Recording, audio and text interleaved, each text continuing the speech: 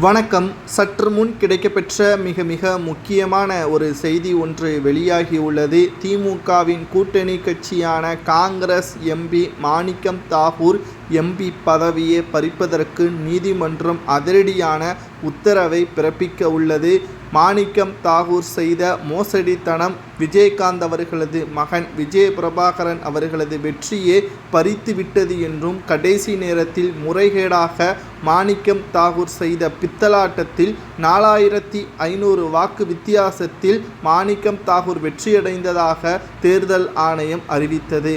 ஆனால் இது சட்டப்படி செல்லாது என்றும், தேர்தல் ஆணையம் முறையாக ஓட்டுக்களை கடைசி நேரத்தில் எண்ணவில்லை என்று விஜய் பிரபாகரன் அவர்கள் நீதிமன்றத்தில் வழக்கு ஒன்றை தொடர்ந்தார்.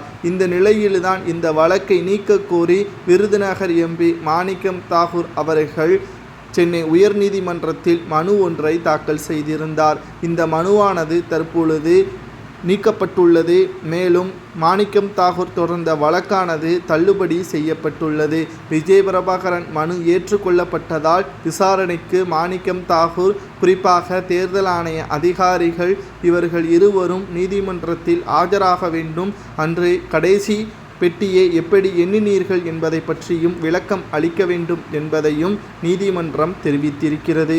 விஜயகாந்த் அவர்கள் உயிரிழப்பிற்கு தமிழக மக்கள்தான் காரணம் என்று கூறி விருதுநகரில் எப்படியாவது விஜய் பிரபாகரனை வெற்றியை செய்ய வேண்டும் என்பதற்காக விருதுநகர் முழுவதும் விஜயகாந்த் மகன் விஜய் பிரபாகரன் அவர்களுக்கு ஆதரவுகளும் அதிகரித்தது.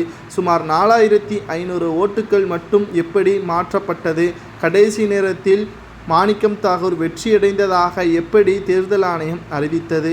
அது மட்டுமல்லாமல் கடைசி 1 மணி நேரத்தில் ஓட்டு எண்ணிக்கை தாமதப்படுத்தப்பட்டதும், மாணிக்கம் தாகூர் நேரடியாகவே தேர்தல் அதிகாரியை சந்தித்ததும், முதல்வர் மு.க.ஸ்டாலின் அவர்கள் தூண்டுதலின் பெயரிலும் மிரட்டலின் பெயரிலும் மாணிக்கம் தாகூர் அவர்கள் வெற்றியடைய தேர்தல் ஆணையம் வழி செய்தார் என்ற தகவலையும் தற்பொழுது விஜய் பிரபாகரன் அவர்கள் முக்கிய சாட்சியாக நீதிமன்றத்தில் மனு தாக்கல் செய்திருக்கிறார். இந்த மனுவானது ஏற்றுக்கொள்ளப்பட்டுள்ளது. விஜயகாந்திற்கு செய்த துரோகத்தை விஜய பிரபாகரன் அவர்களுக்கு செய்யக்கூடாது என்பதற்காகத்தான் விருதுநகர் மக்கள் விஜய் பிரபாகரன் அவர்களை வெற்றியடைவதற்கான ஏற்பாடுகளை செய்தார்கள்.